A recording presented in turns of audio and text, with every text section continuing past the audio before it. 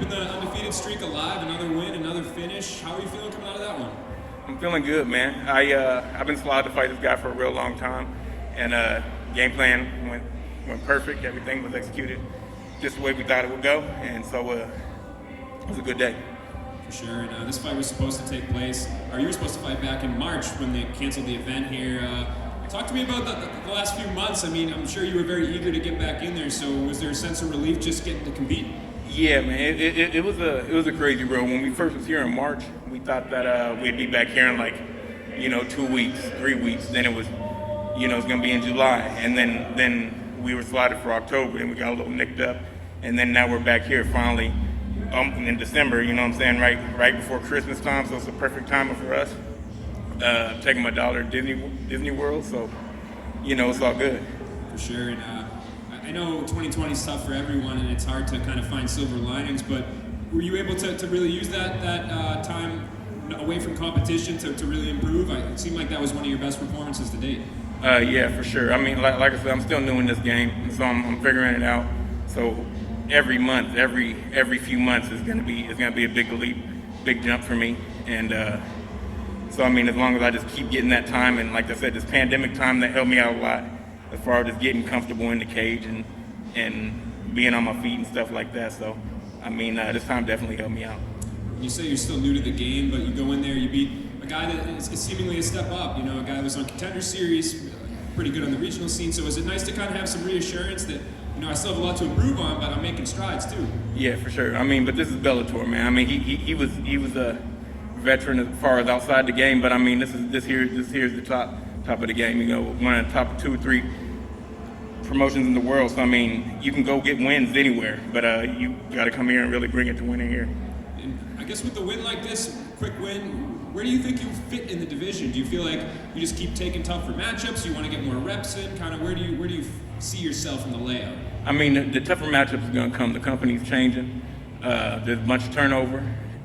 New TV deals, new names. So I mean, the competition is going to come. It's going to come, and it's going to be a new step up every time, and that's up to me to meet that step. So I mean, as far as who I'm looking at, like I said, I'm looking at myself. So I'm just trying to build myself and get better. And I mean, people are going to start looking and calling for me.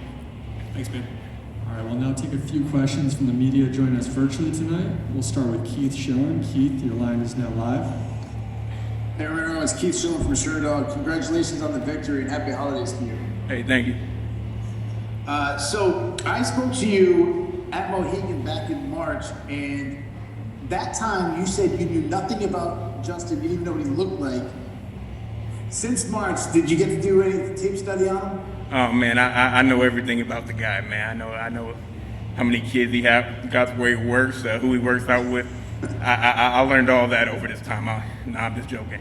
I didn't look into him that much, but I mean, I definitely looked at the tape. I went back, I looked at the tape. I seen that he was a veteran and that he's been around for a while, and I knew I was going to have a hard fight on my hands. And I know I just had to stick to my game plan. I want to talk about your finish. At one point, you were in his guard, and he threw up a triangle, and you kind of used it to pass guard, and then shortly after you took his back and got the submission. Were you kind of baiting him with that? Make him think that he could get that triangle? Oh man, I get in trouble for my posture every day. So I mean, people throw up triangles on me all the time. So I mean, I got a lot of good experience of getting out of those. And so the way he threw it up and just let me shove his hip down was ideal. That was perfect for me. Congratulations, man. Hey, thank you. Dunham? Hey Romero, how's it going? I'm good. Congratulations on a very good victory. Talk to me a bit about training at AKA throughout this time. Obviously, I know that there are severe restrictions in place in the States. So talk to me about how your training has been for this bout. I mean, luckily for me, my team and everybody that I'm around, they were all still there. We're a close-knit group. So everybody was right there with us. No matter what we had to practice, if we had to do that outside, if we had to do that at a different gym, if we had to do that, in an earlier time in the morning at AKA. But all my teammates are still there. Everybody's still there at AKA. Everyone's still there, hungry, striving. We're all still working together. But it's just time of difficulty, man. We gotta figure it out and use our heads how to get our training in. I was just saying to someone else there, the vaccine has been approved now. Are you hoping next time you get out there, no quarantine in the hotel before your next fight? Man, hopefully, man. It was nerve-wracking, but at the same time, it was kind of nice, man. Just being everything in one spot and being really able to focus in and take to the task at hand. All right, congrats on the win, Romero. Thanks for the time. Hey, thank you.